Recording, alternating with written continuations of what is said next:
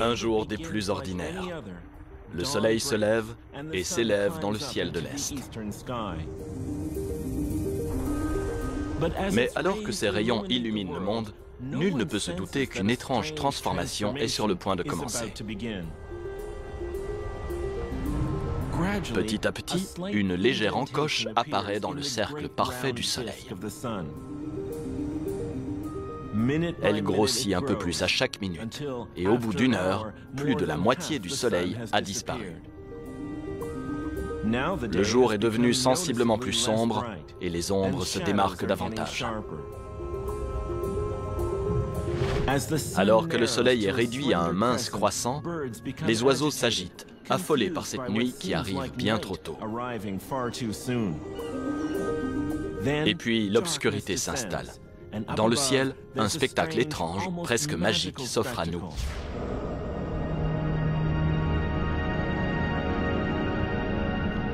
À la place du soleil, on dirait qu'un trou noir parfaitement rond a été percé dans le ciel. Tout autour, on peut voir une aura blanche et fantomatique. Le monde ne peut être que captivé par la beauté éthérée d'une éclipse totale du soleil.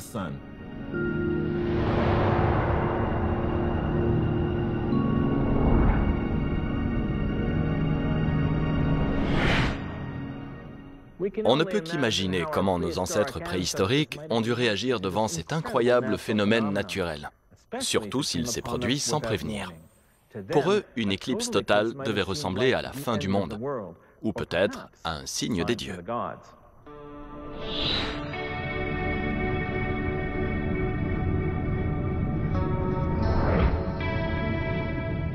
Et pourtant, aussi impressionnante que puisse être une éclipse, il est encore plus impressionnant de savoir que l'homme de l'Antiquité avait compris ce qui les provoquait, mais aussi comment les prévoir.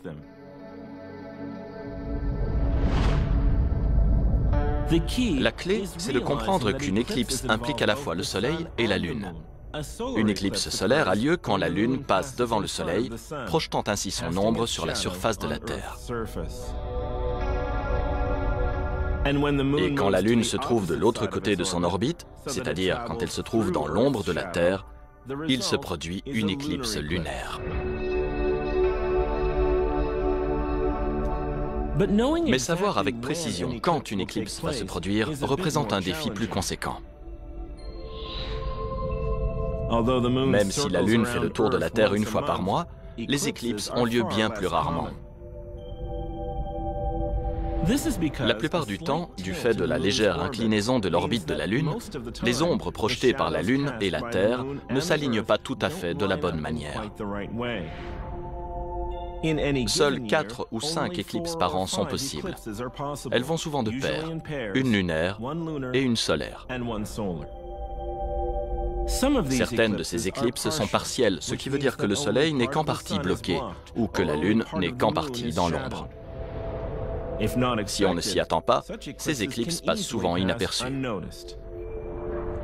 D'autres éclipses ont lieu quand le temps est couvert, ou sont visibles depuis les recoins les plus isolés de la planète, comme en Arctique ou en Antarctique, où peu de gens peuvent les observer. Quand toutes ces variables sont prises en compte, on comprend que peu de personnes ont la chance de voir plus de quelques éclipses au cours de leur vie.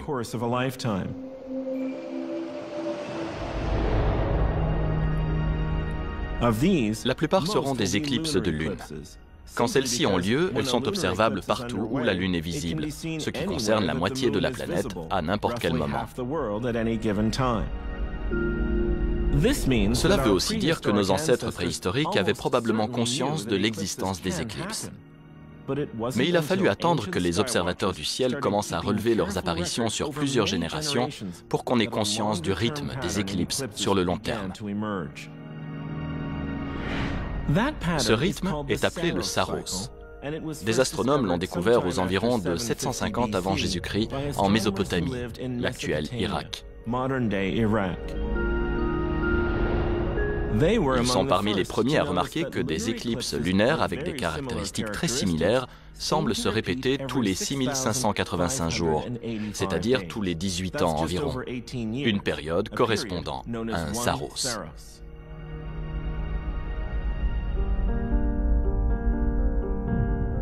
Les éclipses solaires suivent également ce modèle. Mais les peuples de l'Antiquité avaient plus de mal à le détecter, parce que les éclipses de soleil, comprises dans une période de 18 ans, ont lieu dans différents endroits du monde. Voici par exemple une image spectaculaire d'une éclipse totale du Soleil observée au Mexique en juillet 1991.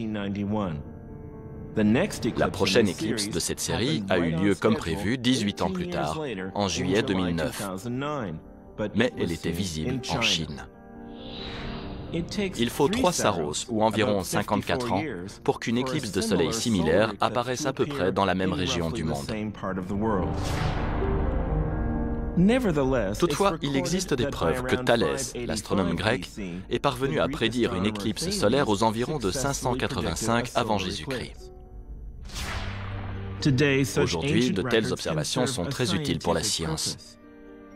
De nos jours, les astronomes peuvent calculer une estimation du lieu où les éclipses auraient dû être observées et les comparer aux relevés des astronomes de l'Antiquité.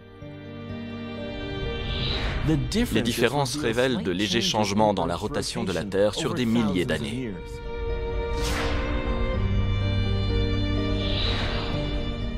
Aujourd'hui, les scientifiques peuvent prédire les lieux et les dates exactes des observations des éclipses, mais ça ne les rend pas moins intéressantes. Au lieu de ça, le mystère des éclipses a fait place à l'anticipation. Beaucoup espèrent pouvoir assister un jour à l'un des spectacles les plus époustouflants de la nature.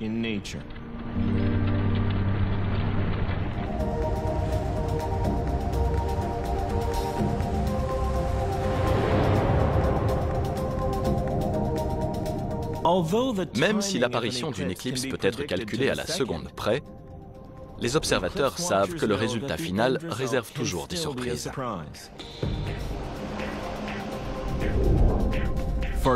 Pour les éclipses lunaires totales, la plupart de ces surprises proviennent de l'atmosphère de la Terre.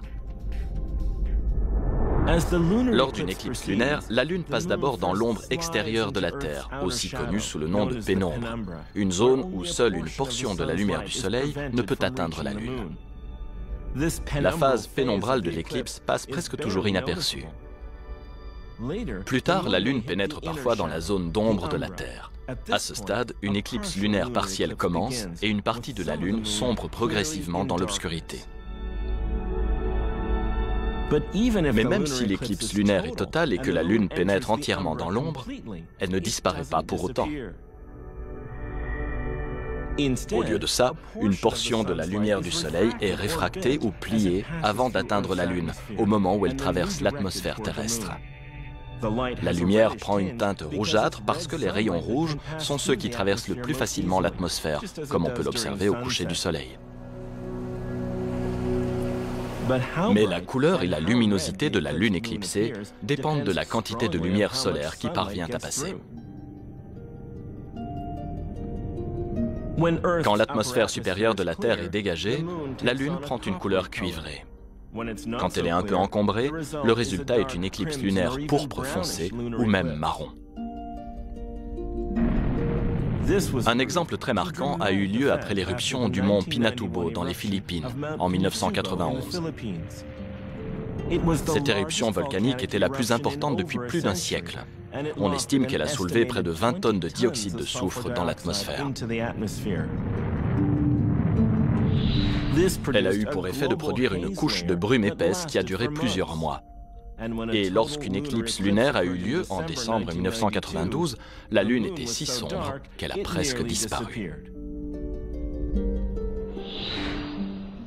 Les éclipses solaires ont également des apparences variées, mais elles s'expliquent le plus souvent par le lieu d'observation. Pour se retrouver au bon endroit au bon moment, il faut souvent s'organiser à l'avance. Lors d'une éclipse de soleil, l'ombre de la Lune recouvre la surface de la Terre. L'éclipse du Soleil sera au moins partielle dans toutes les parties du monde où l'ombre est projetée. Mais pour voir une éclipse totale, il faut se trouver proche du centre de l'ombre de la Lune, dans une zone qui ne fait souvent qu'une centaine de kilomètres de large, selon la latitude. Cette partie centrale de l'ombre est une longue zone fine qu'on appelle la bande de totalité. De chaque côté de cette bande, l'éclipse solaire n'est que partielle. À l'intérieur, les observateurs peuvent profiter du spectacle d'une éclipse totale du Soleil. Se trouver sur la bande de totalité vaut vraiment le coup, parce que c'est le seul endroit où on peut observer les effets les plus théâtraux de l'éclipse solaire. D'ailleurs, une éclipse partielle et une éclipse totale du Soleil sont comme le jour et la nuit. Même quand elle n'est que partiellement visible, la surface flambante du Soleil, qu'on appelle la photosphère, éclipse le reste du ciel.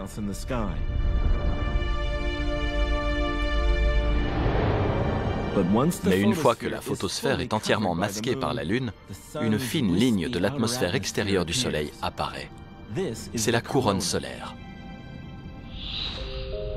Elle est constituée de particules ionisées qui ont été expulsées de la photosphère et chauffées à des millions de degrés. La structure de la couronne est semblable à celle d'une plume et déterminée par un puissant champ magnétique qui est généré à l'intérieur du Soleil et qui s'étend très loin dans l'espace. Le champ magnétique change en suivant un cycle de 11 ans, ce qui explique l'apparition de taches solaires, des régions plus sombres et plus froides à la surface du Soleil. Quand le cycle de taches solaires est à son apogée, la couronne a tendance à être plus ronde et symétrique. Quand on observe peu de taches solaires, la couronne est plus longue et plus fine. C'est cette version allongée de la couronne qui pourrait avoir inspiré l'ancien symbole égyptien du soleil ailé.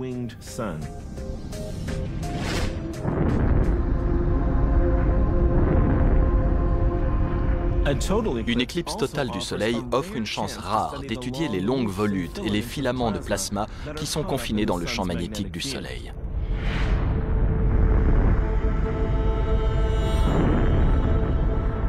On les appelle des protubérances solaires.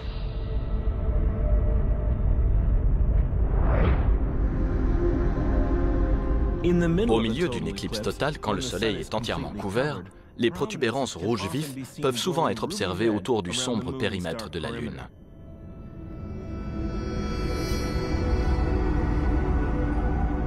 Avec toutes ces caractéristiques réunies, l'éclipse totale est un spectacle époustouflant, à chaque fois différent et toujours éphémère.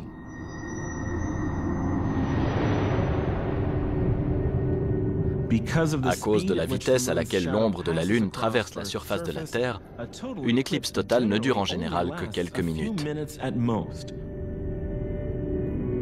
À la dernière seconde, juste avant que le disque solaire ne réapparaisse, une grande lumière apparaît soudain du côté où la Lune se retire, créant l'illusion d'une bague en diamant étincelante dans le ciel. Pour ceux qui observent l'éclipse, la bague en diamant est un des cadeaux d'adieu de l'éclipse solaire et la confirmation que quelque chose de vraiment incroyable vient de se produire.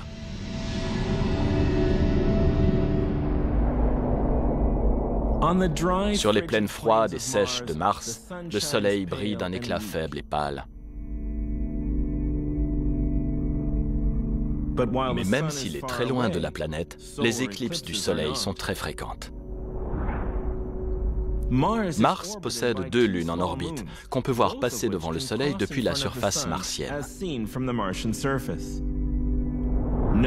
Aucun humain n'a jamais pu être témoin de ce spectacle, mais Curiosity, le rover de la NASA, a pu y assister et nous envoyer des images. Voici une vue de Curiosity d'une éclipse solaire sur Mars. Vu que les lunes sont petites et de forme irrégulière, le Soleil n'est jamais entièrement masqué. Même si c'est intéressant, les effets d'une éclipse solaire martienne ne sont pas particulièrement spectaculaires.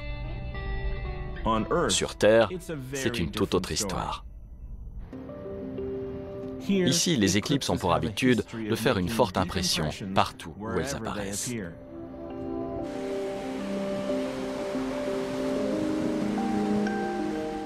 Dans certains cas, elles ont même influencé le cours de l'histoire. En mars 1504, Christophe Colomb s'échoue sur une plage en Jamaïque. Un livre de table astronomique le prévient d'une éclipse solaire qui aura lieu très prochainement. Il se sert de cette éclipse pour impressionner les tribus locales en faisant semblant de contrôler cet événement et en les persuadant de fournir de la nourriture à son équipage. 2 siècles plus tard, en juin 1806, pour répondre à un défi des autorités américaines, un chef spirituel Shawnee du nom de Tenskwatawa motive ses partisans en prévoyant une éclipse totale du Soleil.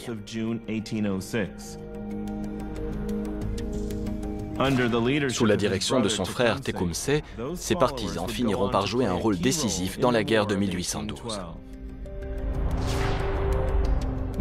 Au même moment, un astronome espagnol du nom de José Joaquín de Ferrer se rend aux États-Unis pour observer l'éclipse de juin 1806. On pense que c'est lui qui a inventé le terme de couronne solaire pour décrire ce qu'il a observé autour du Soleil éclipsé.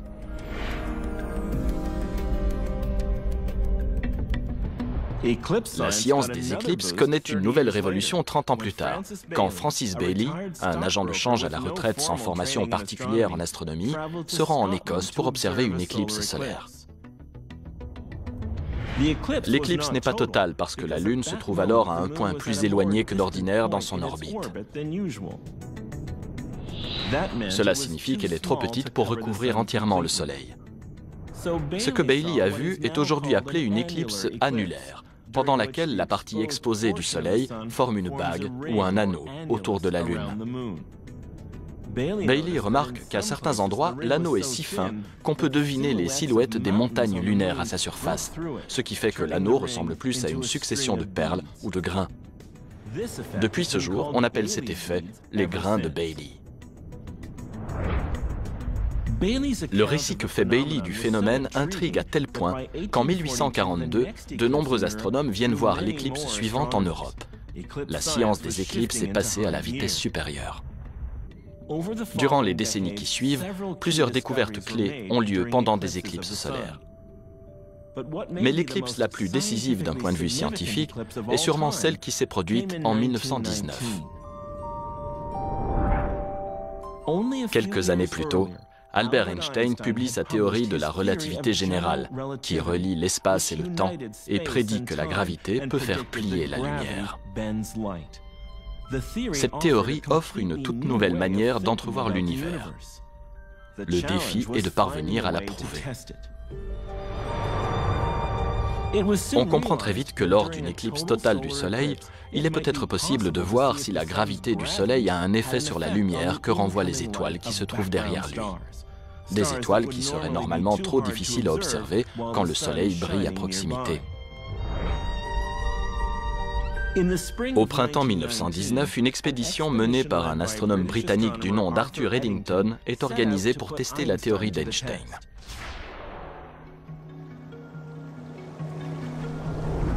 Le 29 mai, jour de l'éclipse, Eddington se réveille sur une île au large de la côte ouest de l'Afrique. Mais le temps est couvert et il pleut.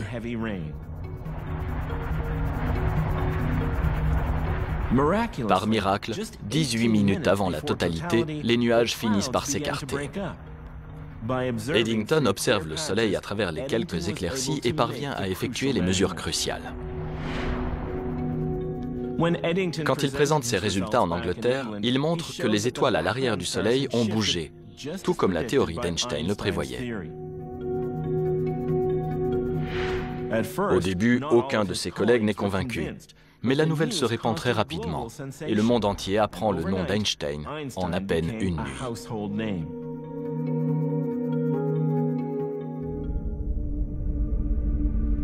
De nos jours, les effets de la gravité sur la lumière sont devenus un outil essentiel à l'étude de l'espace.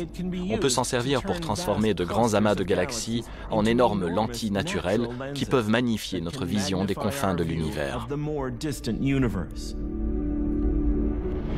Et tout est parti d'une éclipse du Soleil. 100 ans après Eddington, la chasse aux éclipses n'est plus réservée aux scientifiques. C'est presque devenu un sport. À chaque fois qu'une éclipse totale a lieu dans un endroit intéressant, des milliers de personnes s'y rendent pour y assister. C'est une expérience vraiment extraordinaire.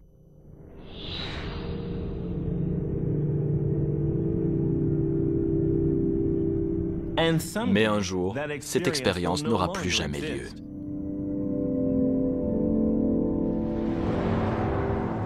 Les éclipses solaires ont lieu parce que la Lune et le Soleil semblent être exactement de la même taille dans notre ciel.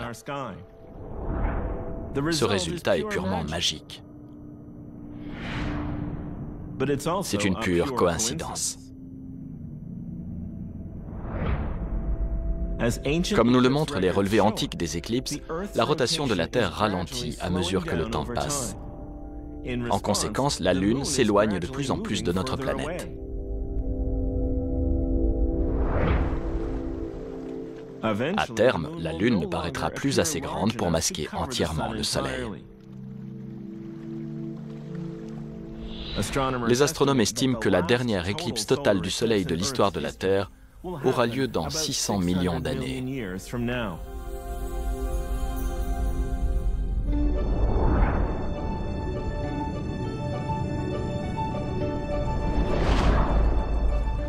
Ça nous laisse quelques chances de plus pour assister à l'un des spectacles les plus incroyables de l'univers.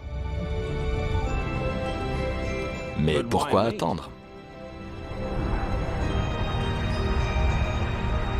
Les éclipses sont une merveille de la nature qui semble avoir été créée pour l'émerveillement de l'homme.